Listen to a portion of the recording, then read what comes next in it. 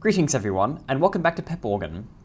Today I'd like to discuss a little matter about organ programming and concert notes, which has been bothering me lately, but is just something that I wanted to talk about for quite a while. And it's in the sort of framework of making music more accessible, which is of course what Pep Organ is all about. I'm here to make videos and discussions about music that try and encourage accessibility, make the organ available to as many people as possible, both through listening and through learning it.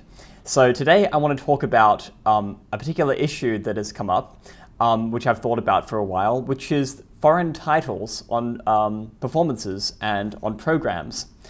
See, what happens is that when people decide to perform a piece of music, particularly one from another country, they'll use the original title of the work, and the original title might be for instance, Nun Danket, a German chorale, or perhaps a piece of French music that has a French title.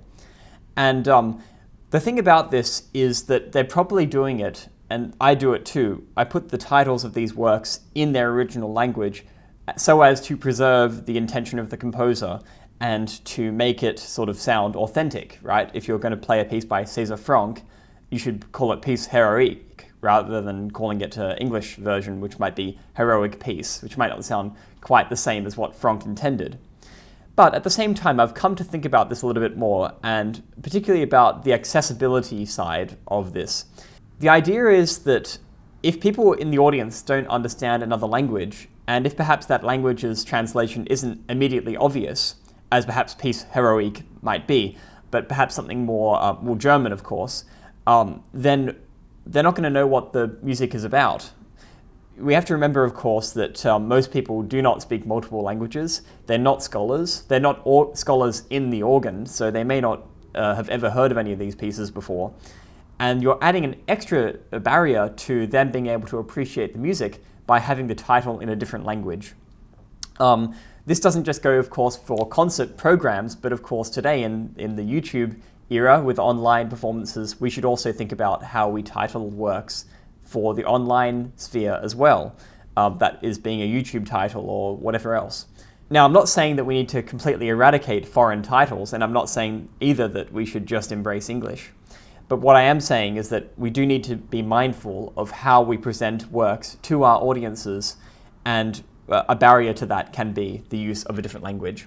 So my suggestion, and what I'm going to be doing in the future whenever I have a piece in a different language, would be to have the original title as well as the English translation either in the title or in the comments in the description. Because this has also come up in another area that I think that organists don't really take seriously enough, which is the topic of the chorale prelude. See, the chorale prelude is a common place where this may come up, of course, if you play any chorale preludes by Bach or any early German composers. You're always, or for that instance, pieces that are based on Gregorian chant Latin works. You're going to run into the problem that the title is always in a foreign language, and that you're trying to connect that work up often to a hymn that you would like to play. But the connection has been completely lost over the centuries, and while there were good intentions back in the day, just remember that Bach wasn't writing his works in a foreign language, he was writing them in German for a German-speaking audience. And so when he titled his work Nun Danket alle Gott, and then the next hymn that was sung by the congregation was called Nun Danket alle Gott, the congregation immediately could understand that this was a prelude that was leading into the sung chorale. Now that has been broken over the years because of the language barrier, but also because we often don't use chorale preludes as preludes to a hymn. And while we don't necessarily need to do that anymore, it is nice to have that continuity and acknowledge that at times. So if you are a music director or someone who plays the organ in a church and has the ability to help program the music, then choosing a chorale prelude that then leads into that hymn as perhaps the entrance hymn is actually a really great idea. And it really kind of helps the audience connect with the fact that this is all one unit. This service has been thoughtfully planned out. So, but if you can at least name your title of your prelude the same as the hymn, So, Nun danket alle Gott, you might also put the English translation, now thank we all our God, and then you go into the entrance hymn and have that same hymn there.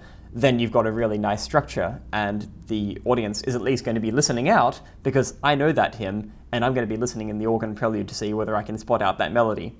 But if you don't give them any aids, you just have a foreign language, they don't know what it means, and then we go into the hymn, you might not have any effect. You might not have had that added effect of connecting the two together. So I think that at least having the true title combined with the English translation is actually a really good idea for making the music more accessible and bringing a lot more meaning to what kind of music you are playing at church, rather than having a sort of low-key situation where every single church voluntary has no connection to the hymns or to the rest of the liturgy or the readings of the day.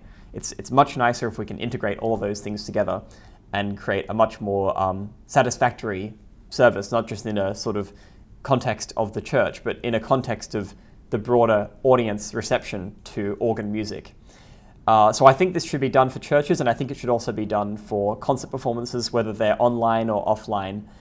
And it's really just about making the organ more accessible at the end of the day. Remember, this is not my suggestion to ditch foreign languages. It's just a suggestion that we should be making organ more accessible for everyone. So I hope you found this video interesting. Leave your comments below about what you've been doing to make the organ more accessible for your local communities, and I'll see you in the next video. Thanks for watching.